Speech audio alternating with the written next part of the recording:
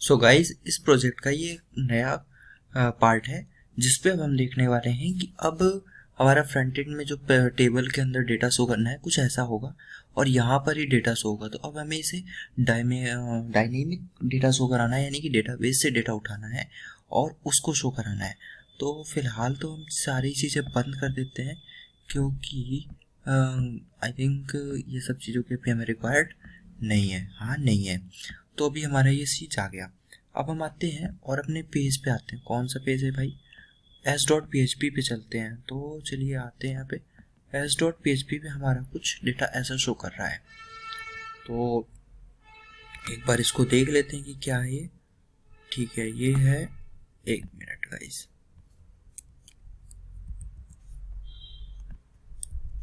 Okay, और आपका ये भी आपने बैक किया, टीआर बैक किया और इस टीआर को बैक किया। टी बॉडी बैक कर रहे हैं आप, टी बॉडी बैक कर दिया और सबसे ऊपर है आपका हेडर, छोड़िए बाकी चीज़ें छोड़ दीजिए। तो अभी हमें सबसे पहले टेबल टैग देखना है। कहाँ पर है? ये हमारा टेबल टैग। तो हम यहीं पर ना PHP का बेसिक कोड चलाएंगे, question mark PHP question mark 1 PHP। ठीक है, अभी हमें यहाँ पे इको लिख देना है देखने के लिए ये एक्टिव है क्या, मतलब ये पार्ट हमारा चल गया, कोई एरर तो नहीं शो किया। तो अभी आप देखोगे यहाँ हेलो आ गया, कोई बात नहीं। यहाँ पे हमें सबसे पहले एक क्वेरी चलानी है, कुछ करना ही नहीं है, सीधा अब आपको यहाँ पे एक वेरिएबल बनाना है। Name is a SQL table, ठीक है, इज इक्वल टू लगाना है, double inverted comma semi inverted comma को यहाँ बंद करके select star from YouTube CRM। ठीक है, YouTube CRM, select star from YouTube CRM। ठीक है, और क्या चाहिए भाई? कुछ नहीं चाहिए, आपको यही चाहिए, पूरा का पूरी टेबल ही एक्सेस करनी है। ठीक है, और आपका ये चल गया।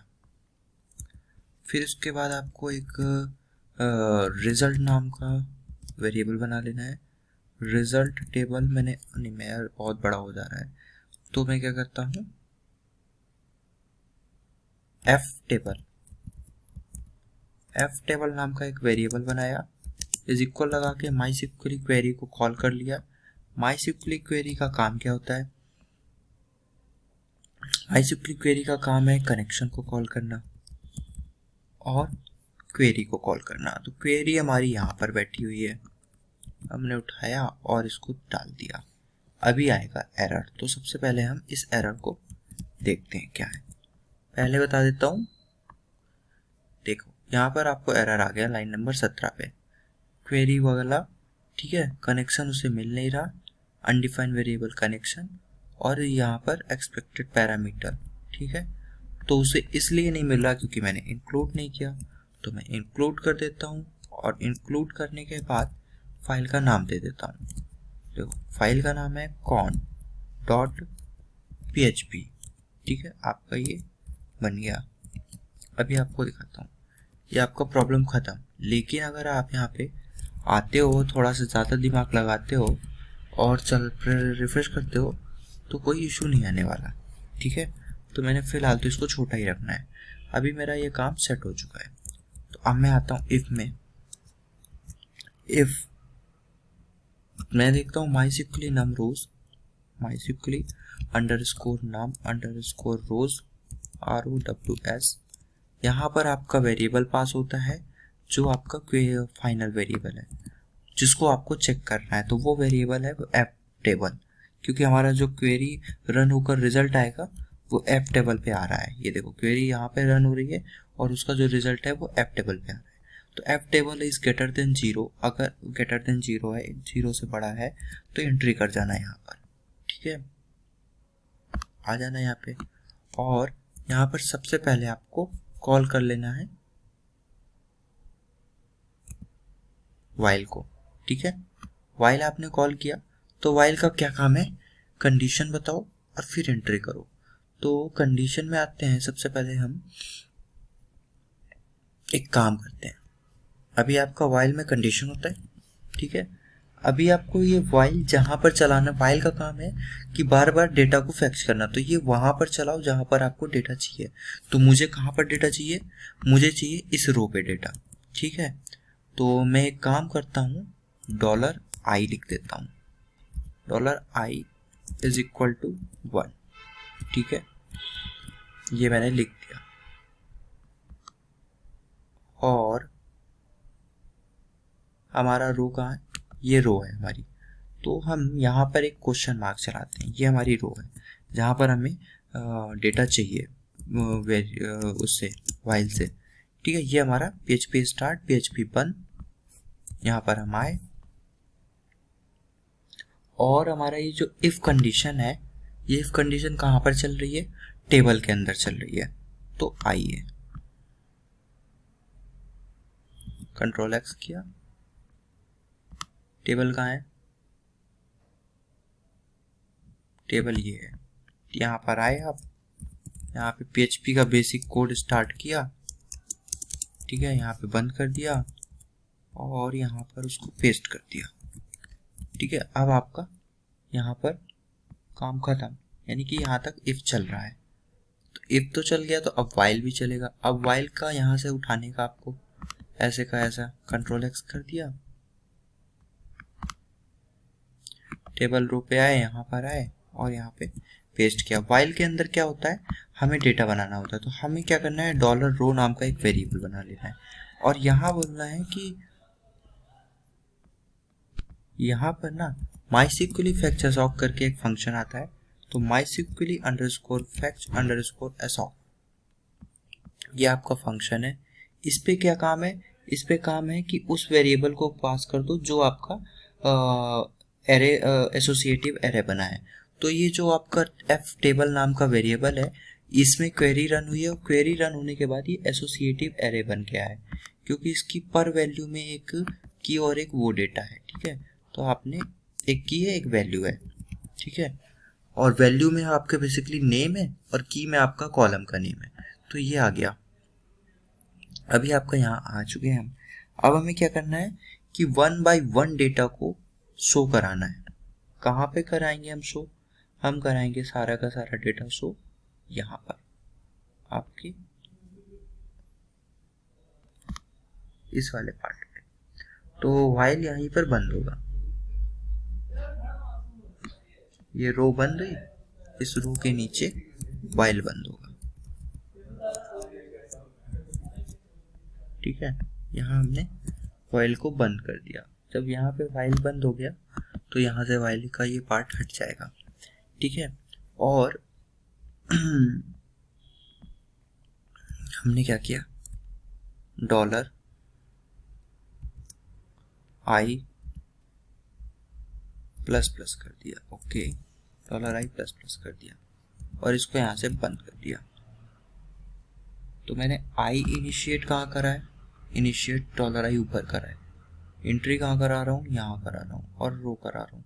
तो अभी इसी रो का, ये जो रो वेरिएबल है, इसका मेन काम अब चालू होगा। तो इसका मेन काम यहाँ से चालू होता है। तो यहाँ पर आप आते हैं और यहाँ पर आपको PHP चलानी है, ठीक है।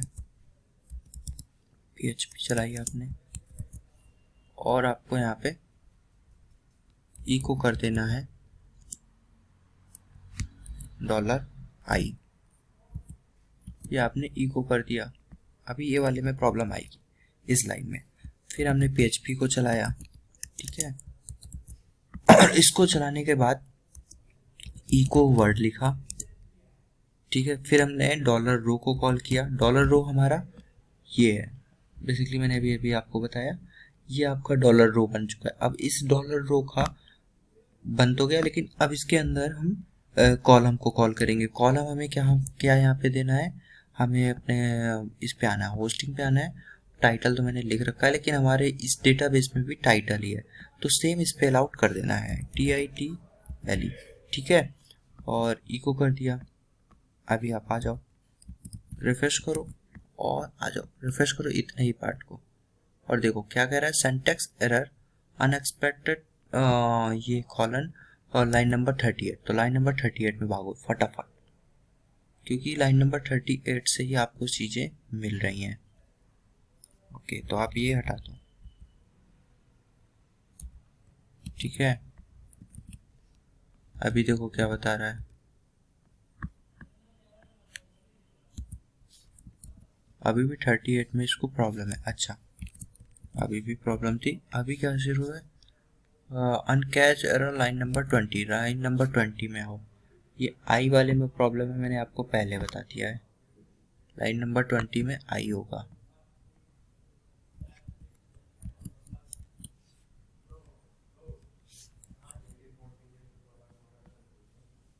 चलो, ये वाला एरर यहाँ पर से आ रहा है, ये आपने वाइल बंद किया, ये यहाँ पर आ जाओ और इसको बंद कर दो और ये वाला पार्ट हटा दो।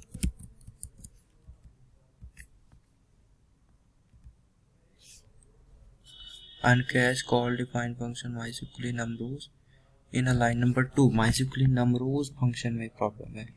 क्या प्रॉब्लम है भाई, if mysql num rows, mysql में एस गायब है, एस गायब है, तो यहाँ पर से हमने ये चीज़ हटाई है। ओके, तो हमें ये वाला पहले पार्ट तो बंद करना पड़ेगा, क्योंकि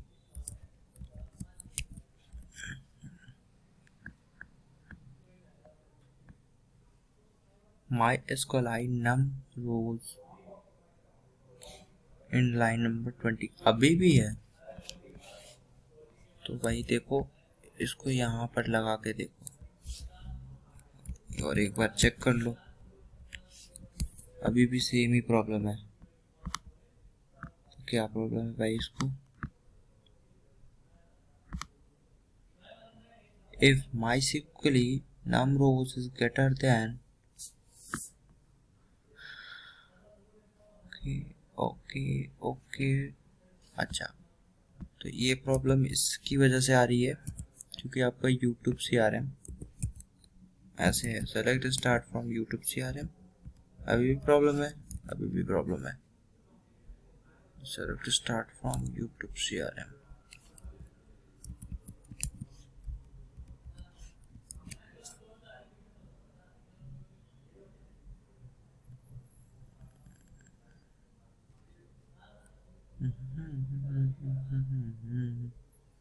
MySQL क्वेरी, ठीक है, फंक्शन कौन चलाया, फिर मैंने SQL टेबल चलाया, तो ये तो परफेक्ट है आपका, ये आपका लगे बस रहा,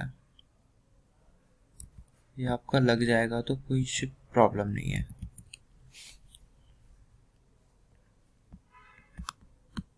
कोई बात नहीं, नाम रोज नहीं आ रहा है तो कोई बात नहीं, डॉलर एफ टेबल, ठीक है, एफ टेबल हमारा नाम है, इज इक्वल टू ट्रू। तब देखो क्या कह रहा है, कि अब कह रहा है लाइन नंबर 38 में प्रॉब्लम है। अब 38 वाली प्रॉब्लम समझ में आई ना, 38 वाली प्रॉब्लम ये है कि आपने यहाँ चलाया और यहाँ बंद किया, ठीक है, और यहाँ पर ये प्रॉब्लम है, इस वाले को यहाँ बंद कर दो, सेव करो, और अब देखो क्या प्रॉब्लम है,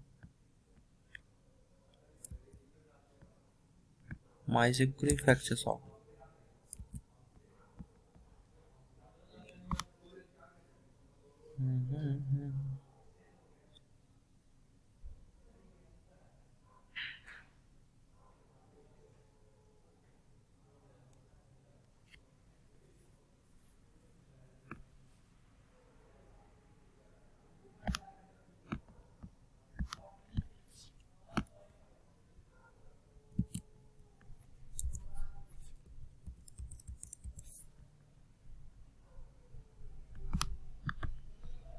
टेबल हेड के बाद टेबल बॉडी पे हो, यहाँ पर लिखो और नीचे आके देखो लाइन नंबर, टेबल रो,